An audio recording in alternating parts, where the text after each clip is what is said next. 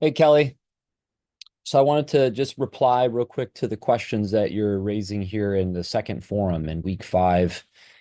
Although first, maybe I'll say something about this generation from what you addressed in the first forum for the week, because I think I want to push back a little bit on Carter, but not sort of dismiss what he is kind of emphasizing, because I don't think that generation is merely a temporal sort of segment of a human community.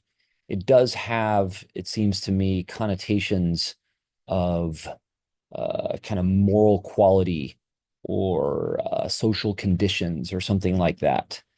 Um, it seems to me like it sort of builds on the proverbial generations of Israel's past, probably especially the generation in the wilderness.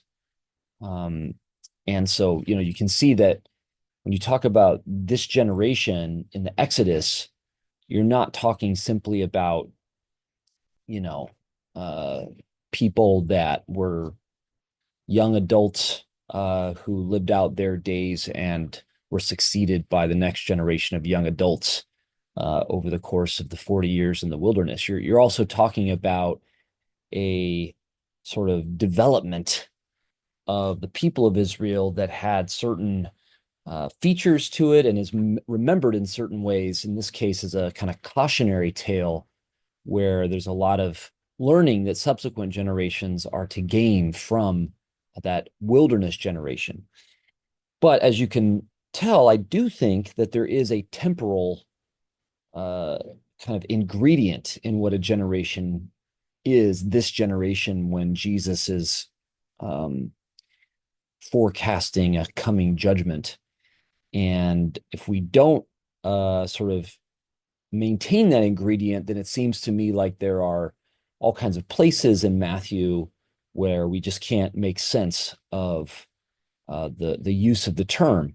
And you could just say it means two very different things depending on the context in Matthew, and that is possible, I suppose. But it does seem to me like there's some consistency in how the term is used across Matthew, and that across that range, there's a temporal ingredient. So I'm thinking of things like the genealogy, of course, talks about generations and their successive generations across time and associated with the reign of particular kings, et cetera, et cetera, and not in that instance, necessarily foregrounding something about the moral quality of people in Israel in general or the human in general or something. There's a clear temporal kind of delimitation of what generation is. And I would say something similar about, when Jesus says in Matthew 24, before this generation passes away, all these things that he has been predicting will come about. So those are instances where it seems like the temporal connotation of what a generation is can't be eliminated without rendering the passage nonsensical. So that's kind of my take on that. Pushing back against Carter a little bit, but trying to also uh, embrace, I think, some good interpretation from him as well. Now, jumping to this, some great questions here. Uh, is it conflicting to conceive of the judgment Jesus is predicting as the fall of Rome or the fall of the current regime in Israel? I don't think that it's conflicting, but I would say that we have to sort of articulate the relation between the two. And I would say what is in the foreground when Jesus is talking about uh, the coming judgment and its political implications is the regime kind of governing his people, the remnant of them, the part of them that is living in the promised land.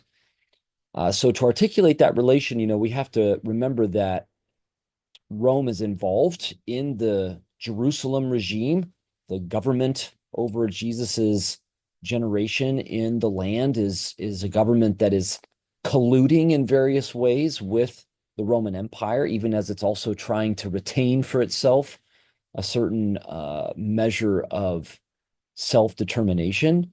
Um, uh, the other thing that I guess is relevant is Jesus is going eventually in Matthew to predict a massive coming destruction that sweeps away the current regime. And that is obviously not going to sweep away the Roman Empire necessarily within his generation, as he will say. Now, it will involve the fall of the Julio-Claudian dynasty, as it turns out. And that is a massive shift in terms of the configuration of the Roman Empire. And in some ways, that might be thought to sort of augur or anticipate the utter fall of the Roman Empire that would happen several generations later. But in fact, the Flavian dynasty sort of picks up Roman power from the Julio-Claudian dynasty in the hands of Vespasian, no less, who was the general that began the war at Nero's command against the revolt in Judea. But I guess what I'm just trying to get at is, yes, I think what the judgment he's predicting is going to affect Rome. It might even anticipate in some ways the ultimate fall of Rome. But to me, what is the clearest is that the existing regime governing his people in Jerusalem is going to pass away, and the people of God are going to be governed differently in the wake of that fall of the Jerusalem regime. So that's how I'd try to maybe get at that. And then this parable that you're saying is frustrating, and I resonate with this, the parable of the weeds. And so you ask some probing questions here. I'm making the case that the sifting between good and evil happens within his generation. Can we say that this sifting has occurred now too? Or is it something like our learning that has to be done again and again? So I think you're just right at like what we have to try to crunch with this that is difficult to enunciate. But what I want to try to say is that there is indeed a decisive sort of disclosure of the difference between good and evil, of the way for the future of the people of God and the way that is not leading to that future that is destroyed. So you can talk about the regime of Jerusalem, like I just was, the fact that the Sadducees are effectively disinherited. Those sort of historically evil ways are actually blotted out of the future of Israel. They don't retain any inheritance in the rule of Israel's life going forward. And in that sense, there is a decisive sifting that has happened. And yet, as you're saying, that doesn't mean that all ambiguities have been ruled out or that good and evil have forever been distinguished from one another.